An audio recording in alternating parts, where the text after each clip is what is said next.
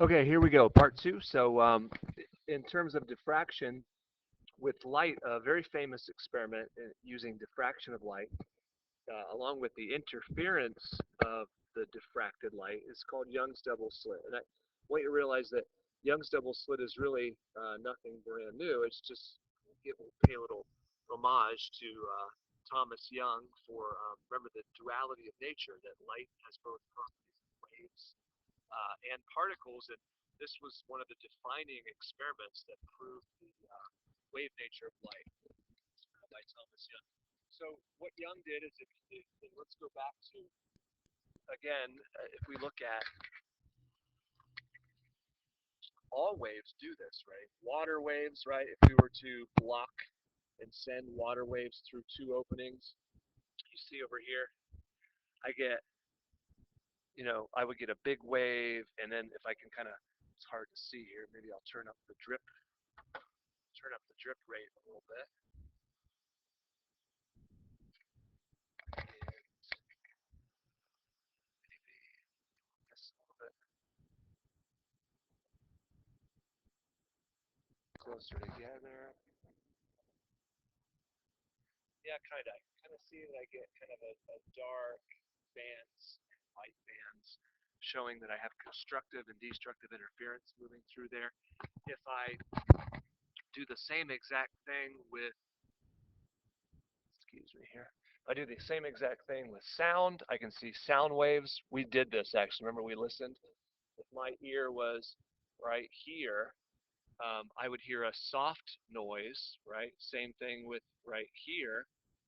I would hear, because I can see there's a destructive interference point right there. But if I were to put my ear right here, then I can see that I would hear a loud sound because that's where constructive interference is happening. So if we combine interference with the diffraction, the spreading out of the waves, we can get these patterns.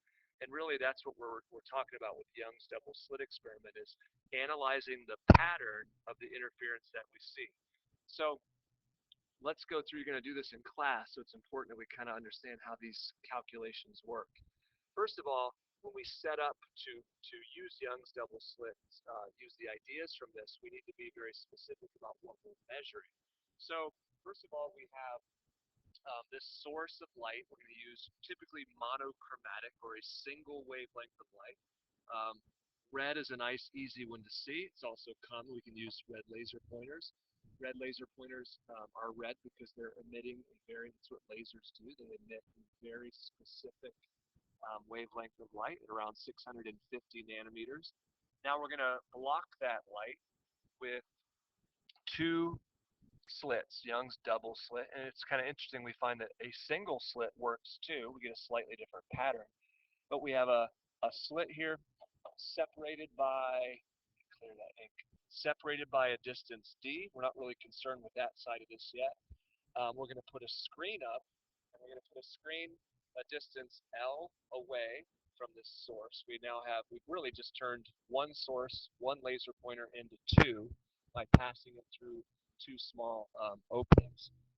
And then when we do that, we're going to get a series of bright and dark. You can see here we've got bright, bright, bright, dark, dark, dark, dark. Just like with the sound, we got loud, loud, loud, soft in between. So we're going to see this on the board, and we're only really concerned right now with one single point. We're going to say point P is the first bright spot that we see, and of course we're going to get a bright spot in the middle, and we call this the central max, just like we heard the loudest sound right in the middle of the two speakers.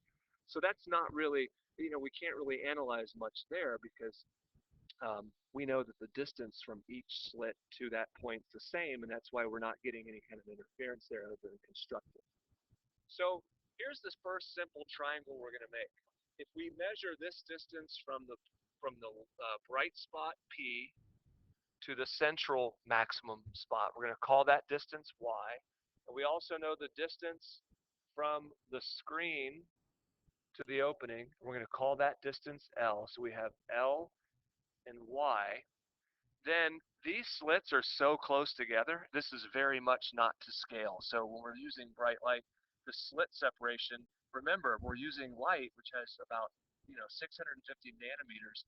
So the separation or the openings have to be really, really small too in order for the light to diffract around that central barrier. So it's so small that we're going to ignore it for this calculation because it's important that we know how to get this angle theta right here. So theta is simply the relationship between the distance from the slits to the screen and the distance from the central bright spot to the first bright spot. Now, it doesn't really matter. We're defining the first bright spot because we want to define this in terms of the wavelength here in a second. So this is very, very simple little calculation. Tan theta equals y over L. That's really going to be important for understanding how do we get this angle theta, which is important, and then simply understanding later on how all of it works together so we can make predictions usually about things like, what happens to the spacing between the bright and dark spots if um, the distance to the screen is increased or decreased, or what happens if we use a different color of light, or what if we change the separation of the slits, so on and so forth. So tan theta equals y over L. It's not really an equation to remember. It's simply how do we first start to kind of break this triangle down. And you notice we really have two triangles because the distance from the top slit to point P is slightly less than the distance from the bottom slit. How much less, you ask? Well, we should understand that if it's a bright spot, the first bright spot, then the distance from the top slit to point P is exactly one wavelength shorter, and the wavelength is 650 nanometers, right? So that kind of proves it that this separation down here, D, is going to be a really small number. So it's not really going to change our triangle. Because again, we assume that L and Y are very large in comparison to D, so it allows us just to approximate this triangle like this. So now, let's think again about what's going on. If we imagine the light traveling, if this is let's start with the one on the right. If this is a bright spot P on the board, then the light traveling from the bottom slit is going to travel one wavelength farther, so about that much farther than the one on the top, allowing them to both meet in phase constructively at point P, whereas in between them, I would see no light or darkness, which would imply destructive interference, because now they're one half of a wavelength out of phase.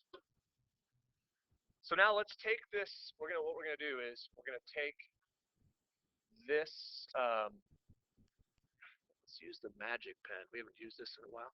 So we're gonna take this part right here.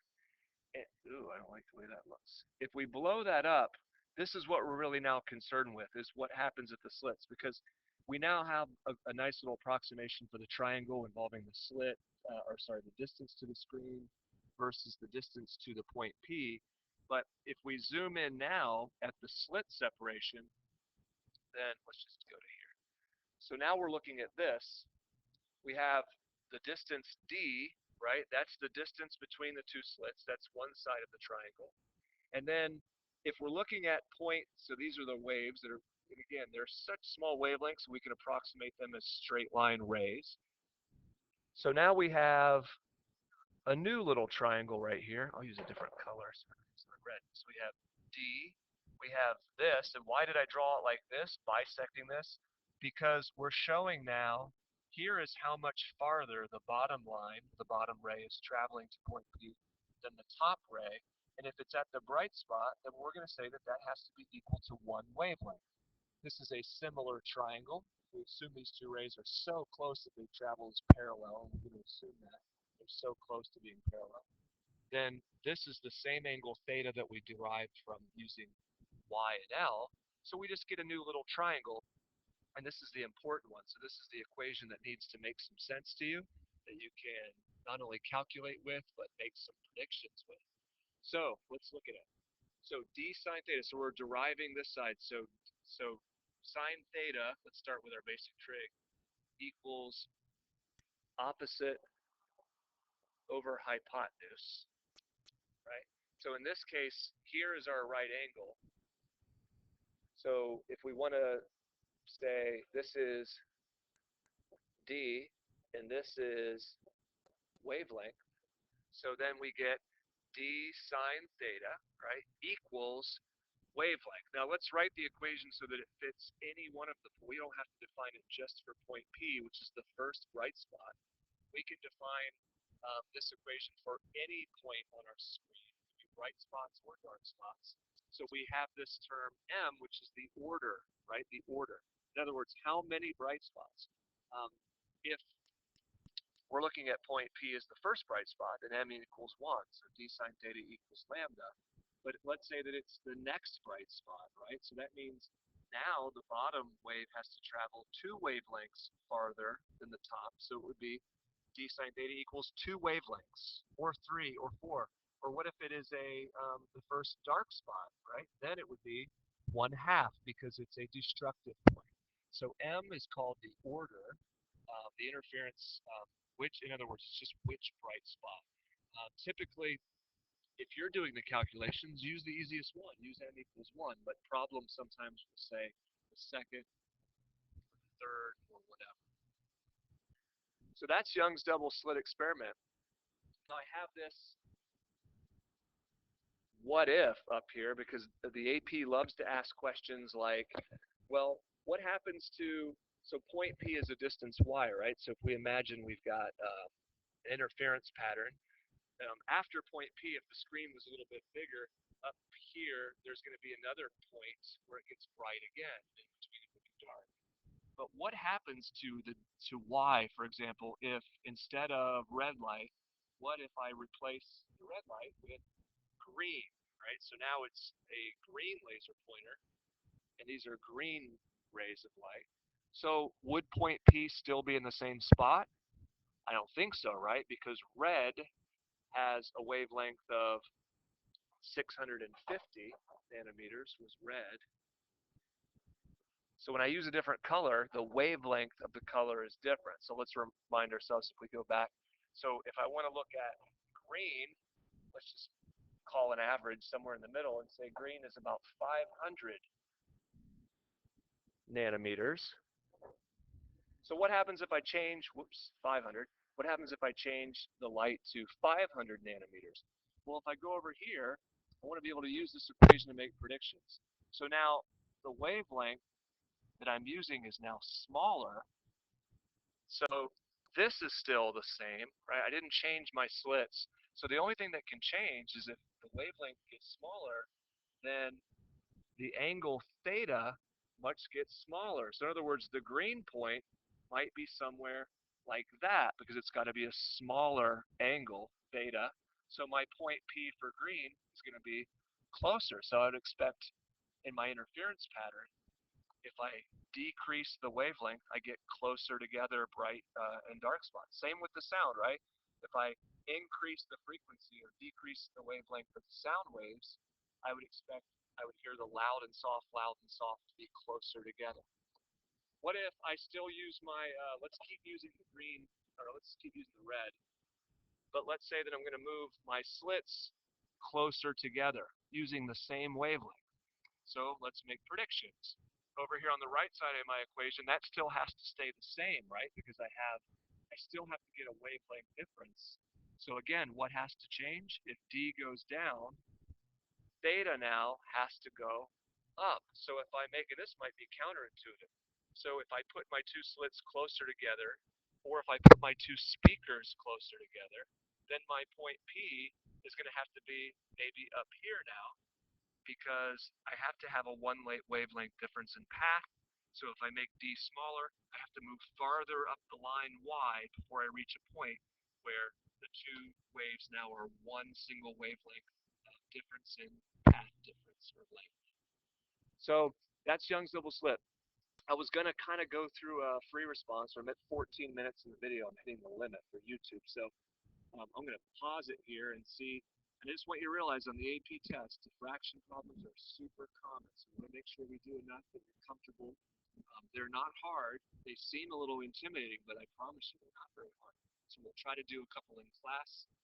There is a web assign due on Tuesday or Wednesday, which was meant to give us one more day, but please start that early if you can. Read about it, watch the videos. I'll post a couple more so that on Tuesday we can spend the class kind of, you know, hitting the finer details, doing some more challenging problems, maybe doing it experimentally and not really focusing on the basics. So enjoy the rest of your break. Email me, Edmodo, if you have any questions. If you've got some time, if it's rainy like it is today, um, knock some of this stuff out. Try to put it in the bank so when it's time to review, you don't have to go back and look at so much. But enjoy the rest of your break.